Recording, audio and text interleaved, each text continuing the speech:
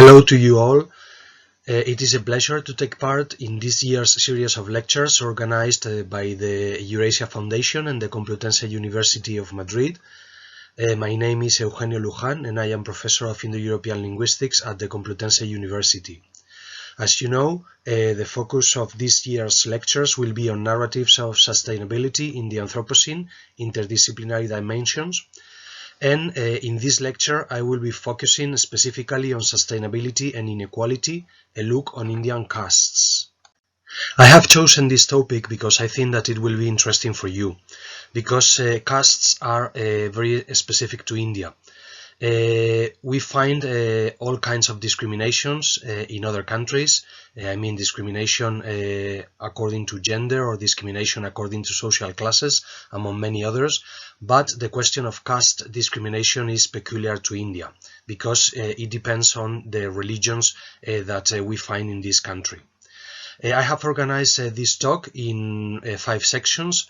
First, we will be looking at sustainability and equality from a general point of view in the frame of the United Nations 2030 agenda. Then I will make a short introduction to the idea and the concept of caste in India. And I will be discussing a bit of the history of castes in India as well. Then we will move on to castes today, and I will be showing you that they still exist, even if they are fading away to some extent. And we will also have a look at the measures that are being taken by the Indian government in order to fight discrimination due to caste. Finally, I will make some concluding remarks, and I will recommend you some books if you want to know more about castes and about the social organization in India today. But let's dwell a bit first on sustainability and equality from a general point of view. I think that by now you will be familiar with the United Nations 2030 Agenda for Sustainable Development, and you know that within this frame 17 goals had been established in order to make development more sustainable and in order to meet the Millennium's objectives. I will draw your attention to the goals that are specifically related with discrimination, because this is the general topic of this talk. First, the first goal is no poverty. Second goal is zero hunger, and obviously even if discrimination is not mentioned specifically in these objectives, but obviously they are related to non-discrimination. This is also the case with good health and well-being, with quality education. Obviously, we have to deal with gender equality. This is also related to decent work and economic growth. That is the possibility that everybody has the access to an occupation that provides him or her with the means to have an acceptable life. And finally, there is a specific objective, the 10th objective, that is aimed at reducing inequalities. And again, as I was telling you before, on top of discrimination based on other aspects, we will find in India discrimination according to castes. That's why I think it is important to focus on this in order to provide you with some information about this aspect of Indian reality. Well, I'm sure that all of you have heard about castes in India, because whenever you watch a documentary about India, castes are there. But I'm not so sure that if someone asks you what castes are, you will be able to define them. In fact, there is no straightforward answer, because what we call castes can cover 2 different concepts in India. The first one is Varna. Varna is a Sanskrit word that we can translate as color, and it refers to the 4 big classes in India, that is Brahmans, Kshatriyas, Vaishyas and Shudras. But there is another reality that is even more important in order to understand castes in India today, and that is jati. Jati is also a Sanskrit word that we can translate as family or birth group.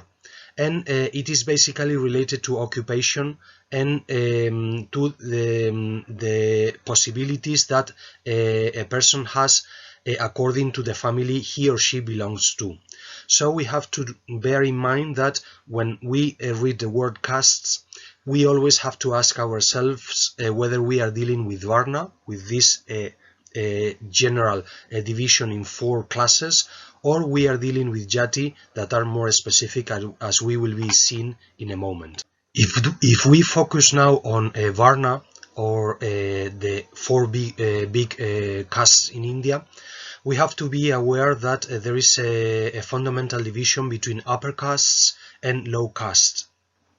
Upper castes are frequently called Dvija, and this is again a Sanskrit word that means twice born, because the members, specifically the male members of the families belonging to upper caste, had to go through an initiation ceremony in early adulthood, and this ceremony was called Upanayana. It is an initiation ceremony that, as in many other cultures, is a mark showing that you are stepping into adult age. So there is this division between upper caste and low caste, and upper castes are 3 castes: the caste of the Brahmans, the caste of the Kshatriyas, and the caste of the Vaishyas. And then we have the low caste, the caste of the Shudras, and even lower than the Shudras we find the Dalits, that you will know because frequently they are called also the untouchable. So I'm sure that you have heard about them. The members of the different castes were expected to perform different occupations and duties within Indian society traditionally. So Brahmins were expected to be priests, that's their main function, but they were also expected to be the sage, that is to be teachers, and they were expected to be the people who knew about everything: science, literature, writing, and so on. Then Kshatriyas were basically the warriors, and usually kings belonged to this caste of Kshatriyas, because again they were the warriors and were expected to be the rulers of the society. Then we have the Vaishyas, and they were the people that were farmers, traders, and merchants. That is basically the people that supported Indian economy. And also we find Shudras. We have already mentioned that Shudras were the low caste, and they were basically servants and laborers. And below that we find Dalits, again untouchable or outcasts, and they have traditionally performed the lowest occupations, like street sweepers or latrine cleaners, and in fact any occupation that nobody wanted to perform. And this has to do with the notion of purity that is intrinsically linked to this division between castes, because Brahmins were expected to be pure and clean, and as we go down this ladder, then we expect less cleanliness and less purity, so that the Dalits were expected to perform all the occupations and to do all the tasks that involved being dirty or involved going out of purity. The caste system has a religious basis, and it is rooted in Hinduism. Hinduism, as you probably know, is the most important religion in India. It goes back to Vedic times, but it underwent a very important reformation and change about the 6th, 5th century before the Christian era, when what we call Hinduism came into being properly, out of this Brahmanic tradition that was older. In fact, many people claim that what you can read here these lines of the Purusa Sukta is the oldest reference to castes in India. The Purusa Sukta is one of the hymns that belong to the 10th book of the Rig Veda, and the Rig Veda is the oldest book of Indian literature and religion. It was transmitted orally for a long time, and we believe that some of the hymns go back even to the 2nd millennium before the Common Era. But the 10th book is probably the most recent book of the compilation, but nevertheless it must be dated to the end of the 2nd millennium BC or the beginning of the 1st millennium BC, so it is really old. And the Purusa Sukta deals with the sacrifice of a giant cosmic or giant man, the Purusa, that had to be sacrificed and divided in order to create the universe. And in 2 of the lines of these hymns we find a reference to these different castes. As you can see in line 11, it is the rishis, the singers and the sages that wrote the hymns of the Rig Veda, as what became of the Purusa's mouth, what became of his arms, and what happened to the thighs and the feet of this giant cosmic man. And they say that the Brahmin originated from his mouth, the ruler originated from his arms, and then the Vaishyas originated from his thighs, and the Sudras originated from the feet. We are not sure whether this is properly a reference to castes. I mean, when we do a scholarly approach to the Rig Veda, probably it is too early to accept the existence of castes as such in ancient India. But within Indian tradition, within Hinduism, this Purusa Sukta, this hymn of the 10th book of the Rig Veda, is considered to contain the oldest reference to castes in ancient India. There are many interesting references to castes in ancient Indian literature, and specifically in religious text. Obviously we cannot go through all of them in this presentation, but I would like to read with you 2 significant texts that belong to important literary works and religious works from ancient Indian literature. The first one that I would like to go through with you is this passage from the Bhagavad Gita. The Bhagavad Gita is one of the most important religious texts from ancient India, especially for the followers of Vishnu, that is for Vishnuite sects. And the Bhagavad Gita is part of the big epic poem, the biggest epic poem from India, the Mahabharata. And as you can see in this passage, we find a reference to Brahmins, Kshatriyas, Vaishyas and Shudras, and they are saying that these castes are different, but their difference lies in the fact that they were born different and their nature is different.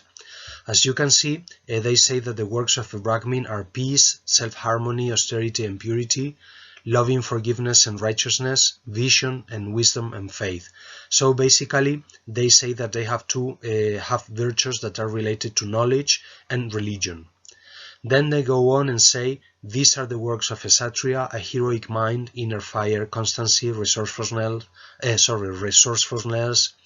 courage in battle, generosity and noble leadership.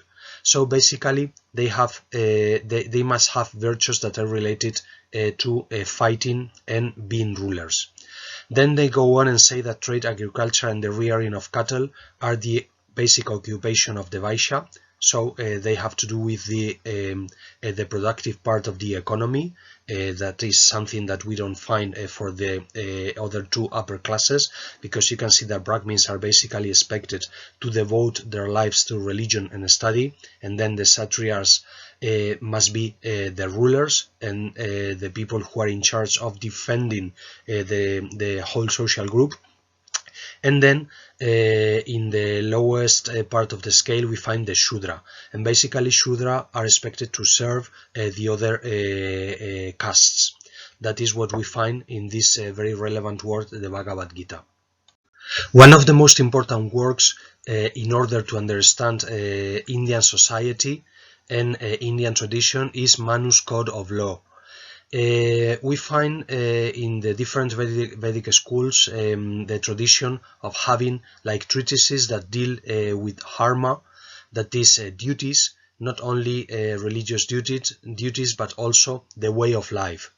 In fact, Manu's Code of Law is the most important compilation of ancient Indian law, and it was used by the British Empire as a legal code when they were ruling above India. So we find many relevant passages about castes in Manu's Code of Law, and in fact I will be recommending you to read this translation of this treatise if you want to understand properly Indian tradition and Indian society, going to the sources that provide the legal and religious basis for what we find later in Indian society. And you can see that they say the seers have established this law. So it is something that they say that goes back to very early. The seers are the people who are provided with divine vision. And they say, in our eyes, only a Vedic savant is an eminent man. Eminence does not come from age, grey hairs, wealth or kin. For Brahmins, seniority depends on knowledge. So Brahmins are expected to have the knowledge. For Kshatriyas, seniority depends on valor, so they are expected to have the courage to go to the battle and therefore to be the rulers. And for Vaishyas, seniority depends on grain and wealth. So if they want to have a superiority and if they want to be eminent, they have to do a good work and they have to provide agriculture products or wealth coming from trade and commerce. And they go on and say for Shudras alone does it depend on age, because basically Shudras, what Shudras have to do is to do as they are told, that is to do what the other social classes, the other castes expect from them. But I was saying at the beginning that there were two different concepts that are translated by the word caste. One of them we have already discussed. It's Varna. It's this general division between four castes and then the people who are outcasts. But it is very relevant to pay attention to Jati. Jati, you remember we said that we can translate as a family or a birth group. So it is people that are supposed to come from a common ancestor. We only have 4 Varnas, but we have many different Jatis in modern and contemporary India. In fact, they say that we have about 3,000 different Jatis in India. And basically, Jatis have to do with these aspects that are going to I am going to mention now. We may find that they follow a specific diet, that is, they may not drink alcohol, they may be vegetarians, and they may have certain prohibitions as far as food is concerned. It is also very important for marriage, because people belonging to the same Jati must marry people from that very same Jati, and that is something I will be coming back to later.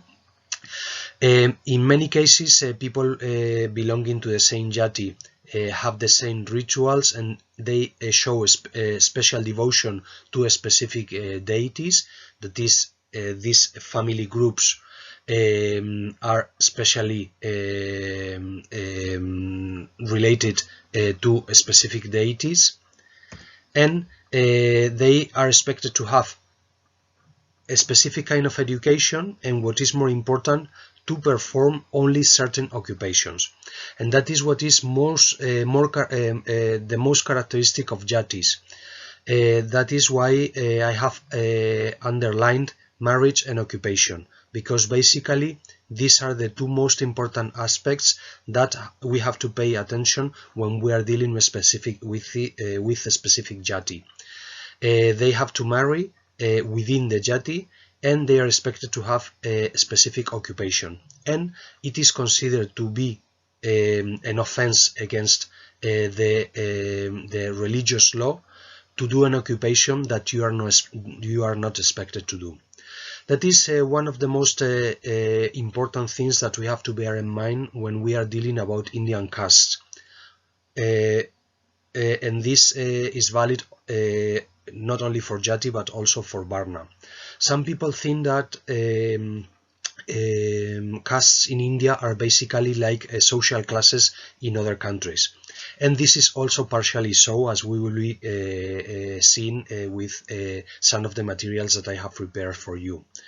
Because the most important difference is that you can change your social class in other countries, I mean.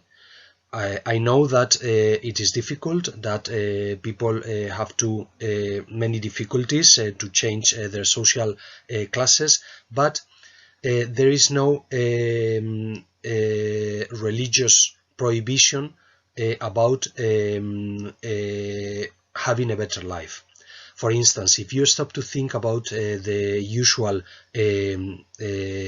American narrative, I'm specifically referring to the United States, people expect that you work hard, that if you are lucky with your business or whatever, then you become rich and then you change your social class. But that is something that you are not expected to do in India, because if you have been born in a Varna, or if you have been born in a Jati, you are expected to remain within that Jati for your whole life. And not only that, if you don't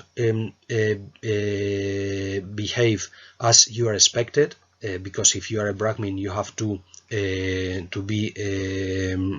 devote your life to religion and to study, or if you are a Shudra, you are expected to perform certain tasks. So if you don't do that, then it is not you are not being a good Hindu, because you are not expected to want to change your status. So that's the very important difference between caste and social class.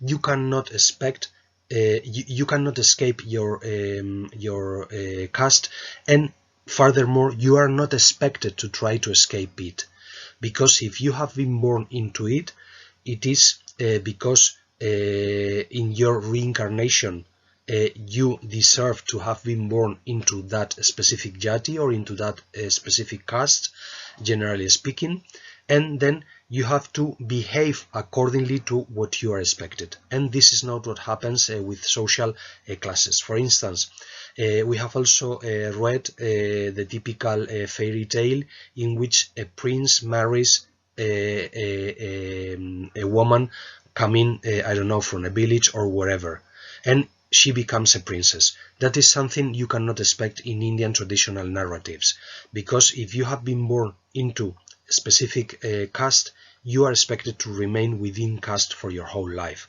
So imagine what the impact of this is into social impossibility of social mobility.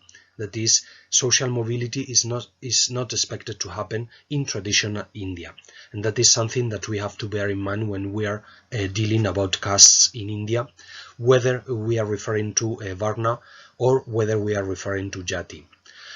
On the other hand, I would like to tell you that many of these jatis tend to say that, well, we are Kshatriyas, we are Brahmins, or wherever. This is not always easy to match. I mean, we cannot say, okay, the four Varnas divide into many jatis and so on. Even if, even in Indian traditional religion and literature, they have made attempts to explain this in that way. For instance, we have already read a passage from the Law Code of Manu, In the law code of Manu, they try to explain these mixtures, these different jatis as a mixture of marriage between people belonging to different varnas. This is not real in many cases. This is only an attempt to explain a very complex reality. And again, remember what I was saying when I started discussing the concept of jati, and remember that there are more than 3,000 different jatis in India.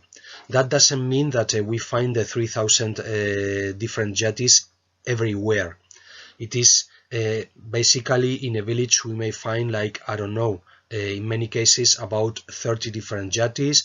In other more complex cases they can go up to 70. That is not so usual, but basically 20-30 different jatis are found in many cases in Indian villages and little towns. So now with this background we can deal with castes today now. Because many people think that castes don't exist anymore in India, or that they have been banned by Indian constitution, but I want you to know a bit more about this, and for that I have prepared some materials.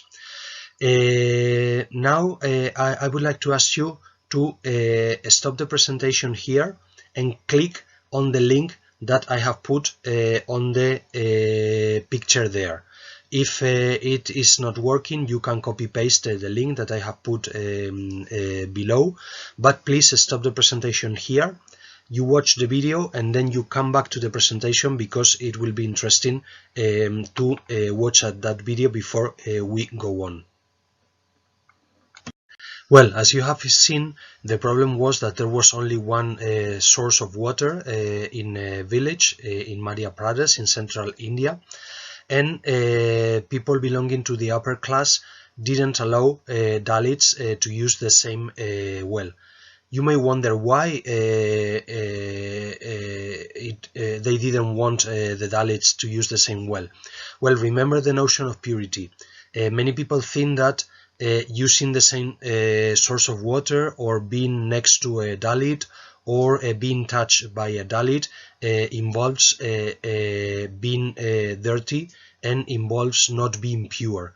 And that's something that many people belonging to the upper class, especially to people who consider themselves Brahmans, try to avoid all the time. So you can see that there was this proposal by the authorities and it was building a second well, so that Dalits could use a well while people belonging to the upper class used the other well. And well, this we may see this as a solution, but you can also see that people were not happy, because in fact discrimination must be fought, and having to separate wells in fact makes discrimination go on. So you can see that especially in rural areas discrimination according to caste is still alive in India. I invite you now to do the same, that is to stop the presentation now and to click on the image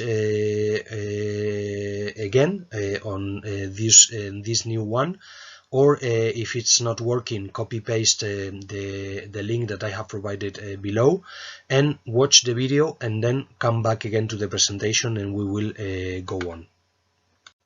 Well, you have seen in this second video how discrimination according to caste and discrimination according to gender and sex interact, and therefore Dalit women are more likely to be raped and sexually abused than women belonging to upper classes.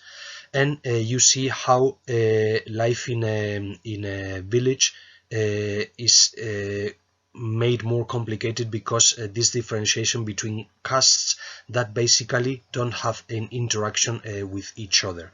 So you can see, because probably you have noticed that this was a piece of information going back only a couple of years ago, that even if no discrimination would be legally expected, these kind of prejudices are still alive in India.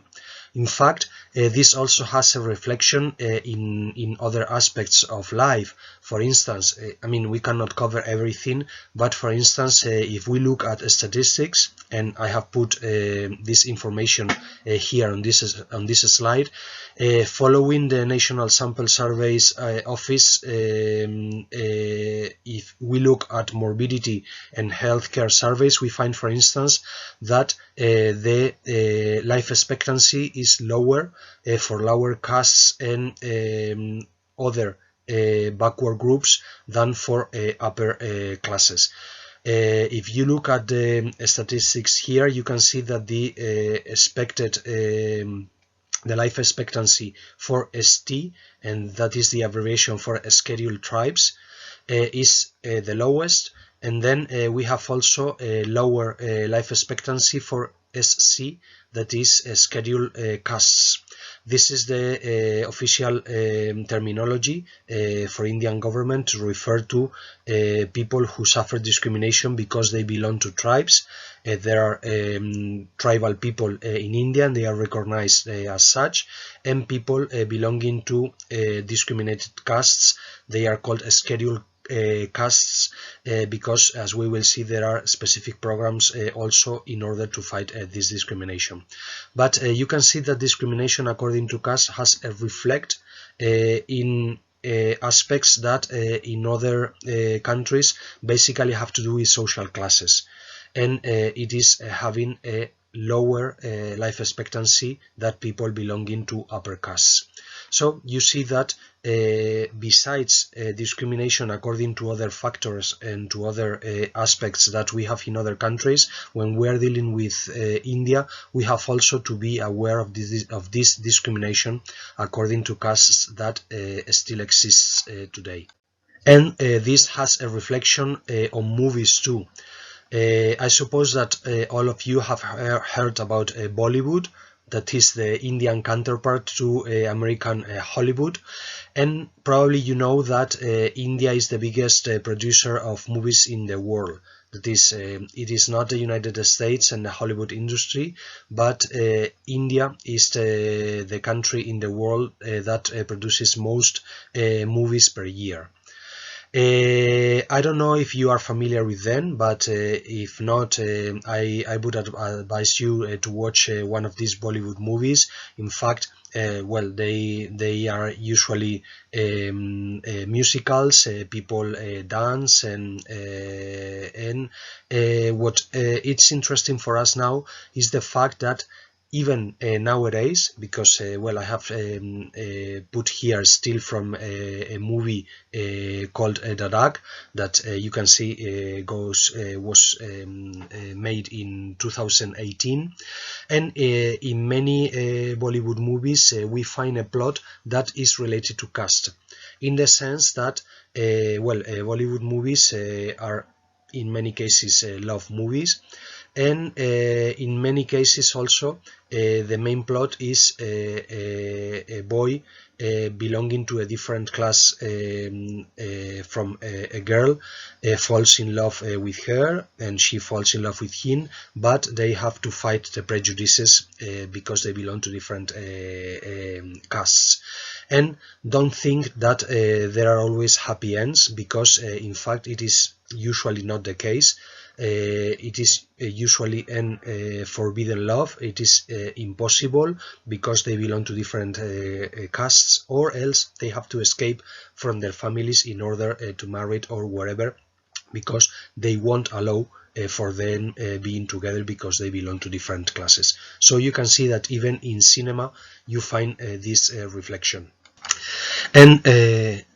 And this is the case not only with Indian movies, because maybe you have watched American movies or British movies in which castes are also present, because even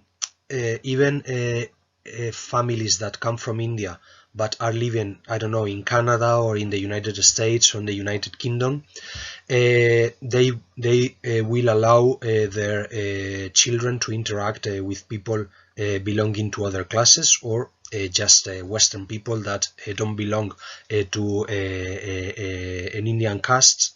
But when it comes to marriage, they usually try to force them, or to invite them to marry someone that comes from the same caste, and that's when the problem begins, because these young people have been grown in a different milieu.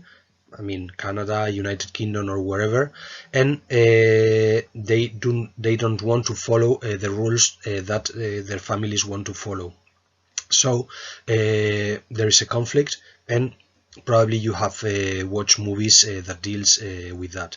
And this is also a reality that is, even if not to the same extent, but in countries where there is a significant population of Indian origin, we may find problems that are related to castes, because families, especially more traditional families, want to follow at least some of the rules that govern the castes in India. So it is something that we have to bear in mind when we are dealing not only with India, but also with certain realities that we find in countries where there is a strong Indian presence.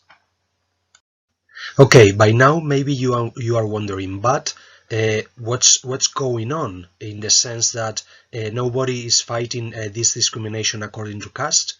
Well, we are going to try to provide some clues about this fight against caste discrimination in what follows. First of all, I have also prepared some materials, some videos that I invite you to watch, and let's do the same thing again.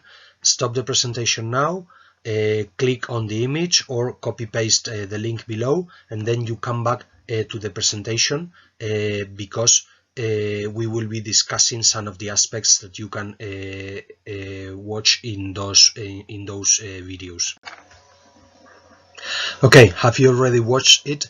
Well, you can see that the story is about a Dalit woman that, in spite of being a Dalit, she has worked hard, and she has become the owner of a successful business. But even if these are success stories, you have to bear in mind what they are always telling. In spite of being a Dalit, I have been able to do so and so. In spite of being a Dalit, I have been able to fight against discrimination and prejudices and so on. But it is not something that has been easy for them. If we now move on to a second story, I invite you to do the same thing. Stop the presentation now, watch the video, and then come back again to the presentation, please. Okay, after watching the video, what I wanted to point out is the fact that we cannot always make a direct link between being a Dalit and being poor. So once again, caste is not a social class in the classic sense that we are familiar with, because we are seeing that we can find very rich Dalits, we can find very rich Vaishyas, the one of the upper classes, and in contrast to that, we can find very poor Brahmins, because don't think that every Brahmin is rich. For instance, some Brahmin families are responsible or must take care of small rural temples or shrines, and they basically live on the offerings by the people who visit those shrines or temples. And those people are not rich themselves, so the offerings they made are poor offerings, and the Brahmins who take care of the shrine have to live on them. So even if it correlates, I mean that it is true that belonging to upper caste is usually linked to having a better life, it is not always the case.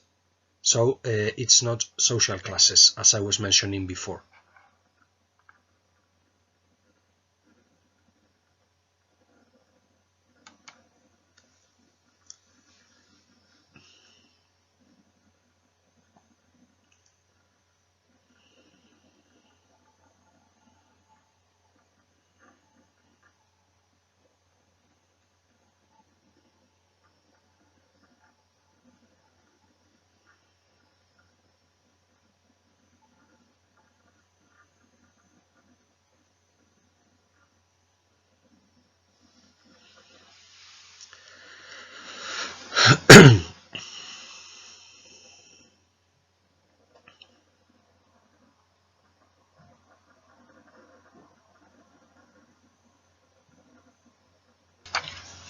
Now let's have a look now at what the Indian constitution says about castes, because many people say, and you will find that even in newspapers and in certain books, you will find that some people say that Indian constitution abolished castes.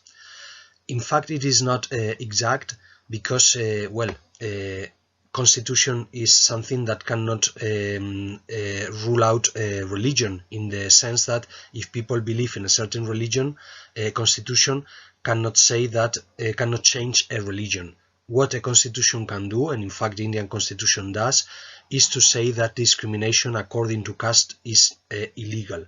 And that's specifically what we find in this article of the Indian Constitution. If you read it, you can see that they say, the state shall not discriminate against any citizen on grounds only of religion, race, caste, sex, place of birth, or any of them.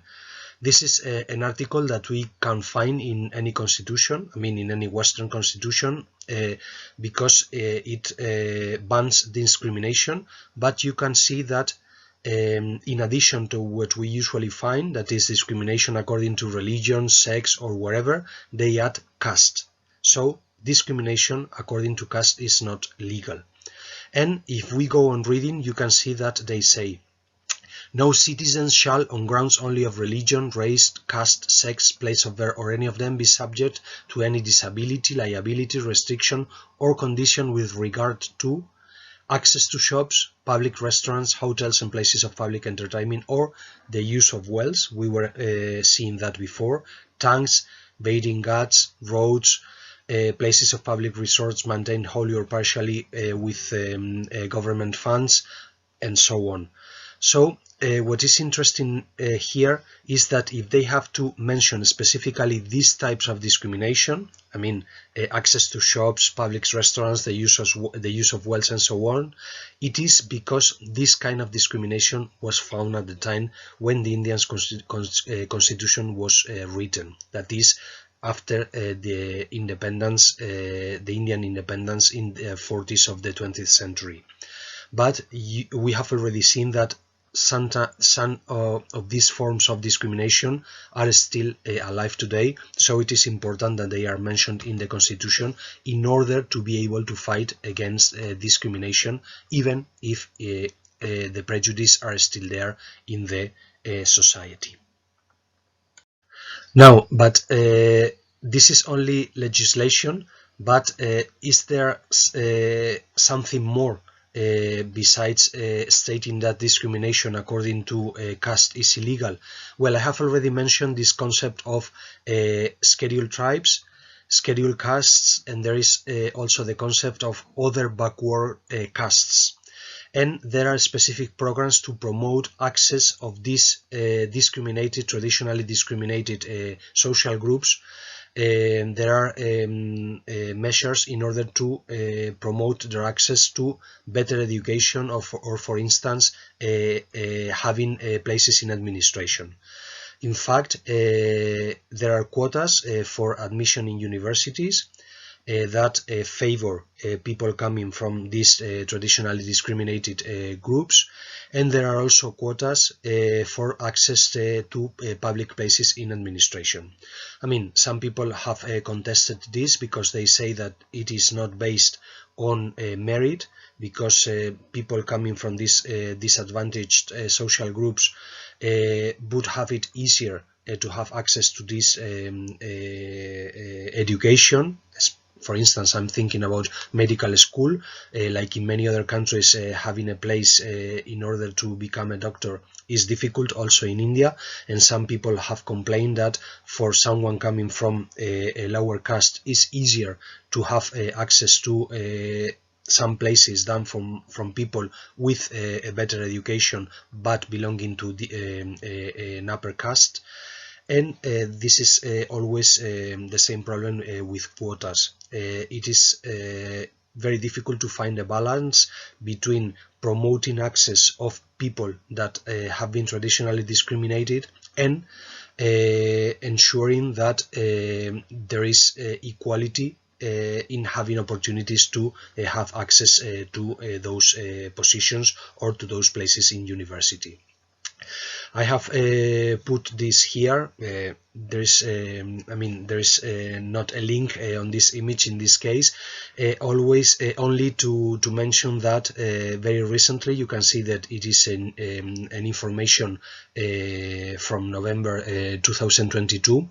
There was this information about the decision of the Indian Supreme Court stating that it was also legal to have quotas for poor people, because there were people complaining that even if they didn't belong to lower castes, they were living in poor conditions, and however they didn't have access to these quotas. So the Indian government started to have quotas also for poor people, but not belonging to these so-called scheduled tribes, scheduled castes, and other backward groups. So trying to widen the scope of people that can have access to these quotas.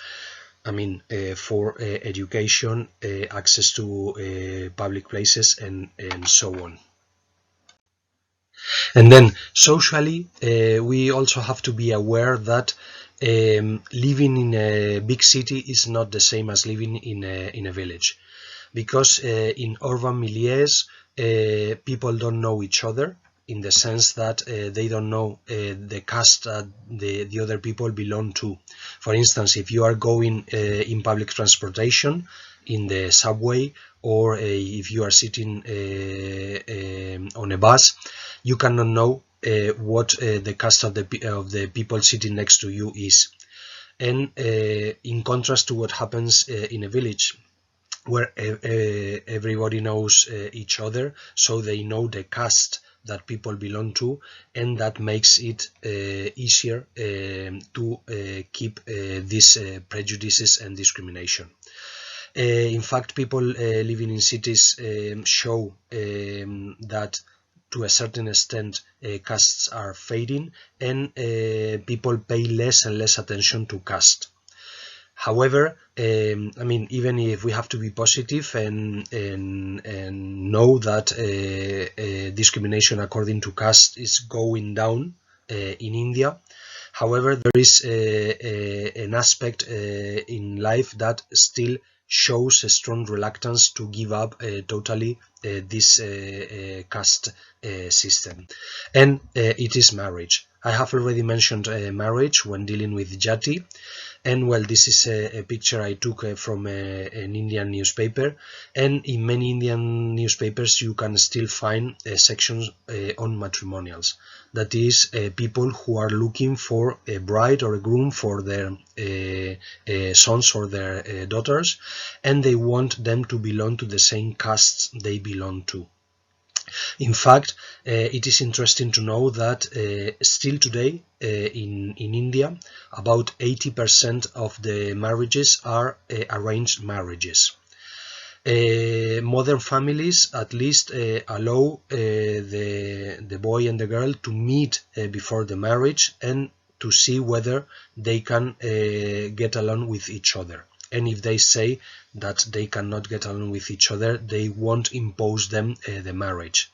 This is considered modern, and this is considered a possibility. But we have to be aware that, again, about 80% of the marriages in India currently are still arranged marriages, even with these possibilities of meeting before and deciding whether they think they are going to be compatible. Incidentally, I have to say that divorce rates are not bigger in India than in other countries. With this, I'm not saying that arranged marriages are a good thing. because it's going against individual freedom.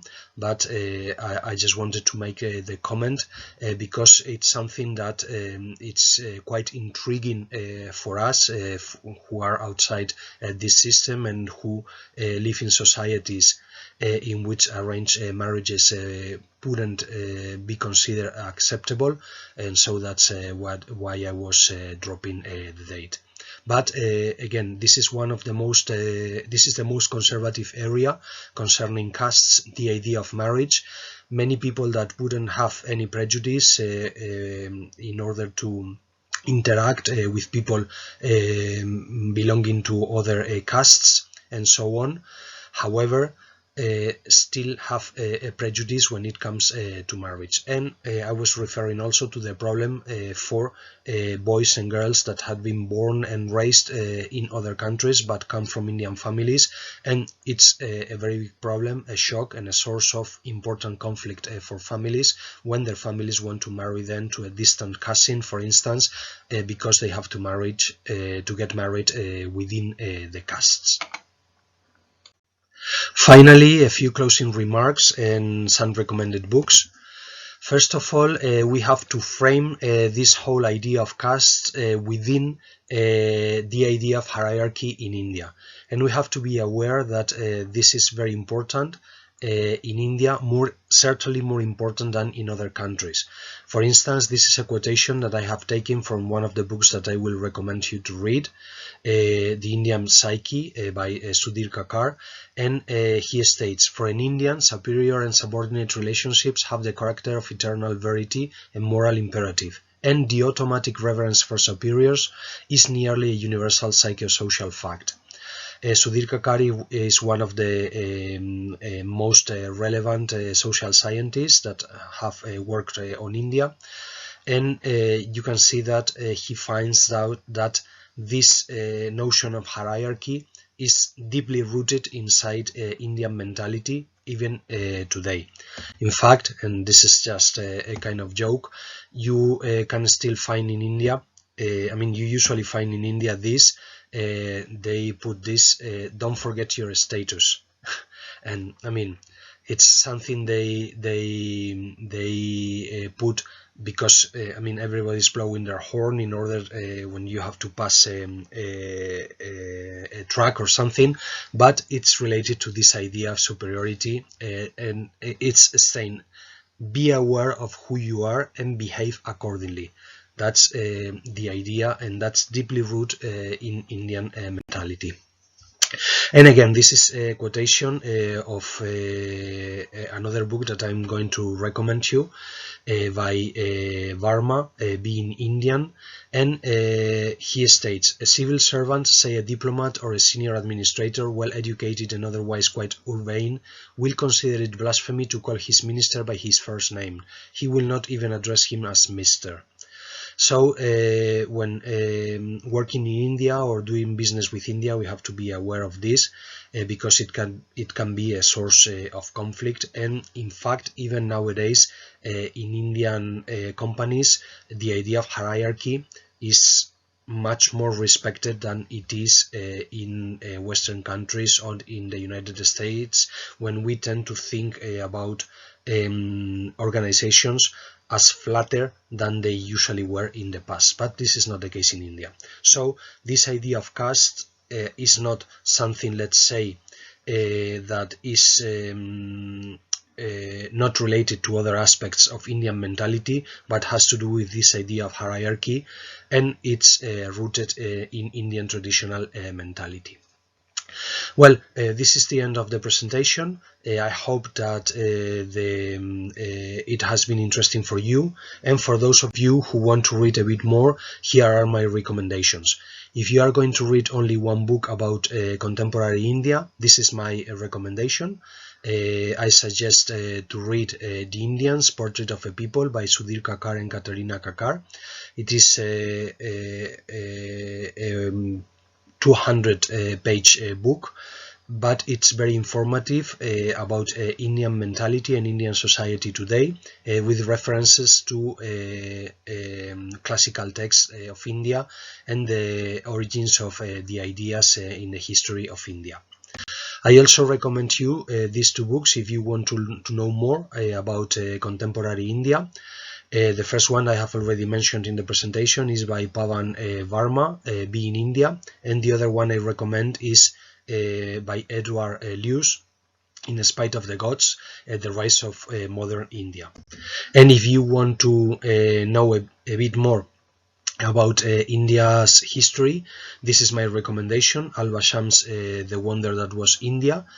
And finally, if you want to go to the source, to one of the most important sources to know about Indian mentality and the differences between castes and the rules for the different castes, and also the rules for women as opposed to the rules for men, and so on, I would recommend you to read one of the good translations of the Law Code of Manu. You can find different translations. This is the one published by Penguin, and sometimes you will see slight differences in the translation of the title. Here it is translated as the Laws of Manu, but it's exactly the same book. Well, I hope that this has been interesting for you, and I wish you a very pleasant continuation with the other presentations of the series. Thank you very much for your attention, and if you need additional information, you can contact me. You will find my email on the webpage of the Universidad Complutense, or else you can ask Professor Asunción López Varela for it, and I will be glad to provide you with help with more readings or information that you may want to have about India. Thank you very much for your attention, and bye-bye.